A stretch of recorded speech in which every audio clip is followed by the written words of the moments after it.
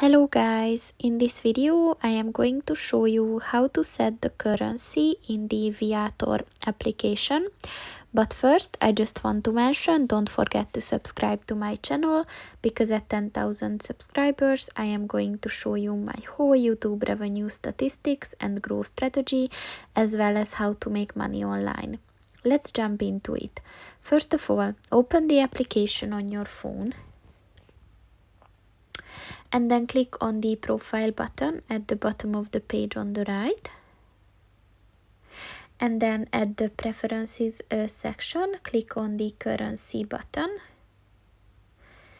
And if you scroll down, you will see all the available currencies. So just look for the one that you want to set.